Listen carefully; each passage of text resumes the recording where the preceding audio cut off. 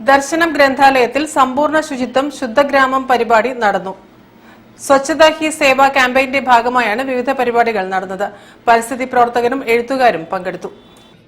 കോഴിക്കോട് കളാണ്ടിത്താഴം ദർശനം സാംസ്കാരിക വേദിയിൽ നടന്നുവന്ന സ്വച്ഛതാ ഹി സേവ ദേശീയ ക്യാമ്പയിൻ സാഹിത്യ സാംസ്കാരിക പാരിസ്ഥിതിക ചർച്ചകളോടെ സമാപിച്ചു. മഹാത്മാഗാന്ധിയുടെ സ്വാശ്രയ ഗ്രാമം എന്ന വിഷയത്തിൽ പ്രഭാഷണം നടത്തി എഴുത്തുകാരനും മാധ്യമപ്രവർത്തകനുമായ ലത്തീഫ് പറമ്പിൽ ഉദ്ഘാടനം ചെയ്തു. സൂര്യനസ്തമിക്കാത്ത സാമ്രാജ്യത്തിന്റെ അധീനതയിലായിരുന്ന ഇന്ത്യ ബ്രിട്ടീഷുകാരുടെ ആ മുഷ്കിൽ മുന്നിൽ ഗാന്ധിജി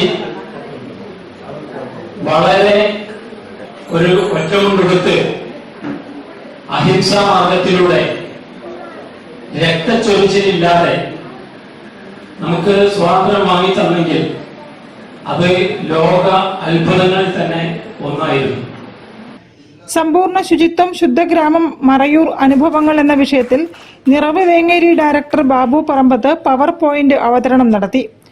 ശ്രീലത രാധാകൃഷ്ണൻ, ശ്രീരഞ്ജിനി ചേവായൂർ, കെ വരദേശ്വരി, ലത്തീഫ് പറമ്പിൽ, ശാന്തിനി KP, യുവ ശാസ്ത്രജ്ഞൻ നവീൻ പ്രസാദ് എന്നിവർ സ്വന്തം രചനകൾ ദർശനം ഗ്രന്ഥശാലയ്ക്ക് കൈമാറി. ഗ്രന്ഥശാല വയോജനവേദി കൺവീനർ KT ഫിലിപ്പ് ഏറ്റുവാങ്ങി. ദേശീയ ബാലശാസ്ത്ര കോൺഗ്രസിൽ നവീൻ പ്രസാദ് അവതരിപ്പിച്ച പ്രോജക്ട് കേരളത്തിലെ പൂമ്പാറ്റകൾ എന്ന ഗ്രന്ഥം ദർശനം ലിജോയ് ജോർജ് സ്മാരക ബാലവേദി മെന്റർ P ജസിലുദ്ദീൻ ഏറ്റുവാങ്ങി. ദർശനം ഗ്രന്ഥാലയത്തിലെ അംഗങ്ങളായ യുവാക്കൾക്ക് താലൂക്ക് ലൈബ്രറി കൗൺസിൽ അംഗം PK ശാലിനി അനുമോദന പത്രിക സമർപ്പിച്ചു. ഗ്രന്ഥാലയം സംഘടിപ്പിച്ച ചിത്രരചനാ മത്സരങ്ങളിലെ വിജയികൾക്കും അക്ഷരപ്പൂക്കളം ഒരുക്കിയവർക്കും അതിഥികൾ മെമന്റോയും സർട്ടിഫിക്കറ്റും വിതരണം ചെയ്തു. പരിപാടിയിൽ ഗ്രന്ഥശാല vice president CP Ayisha B അധ്യക്ഷയായിരുന്നു.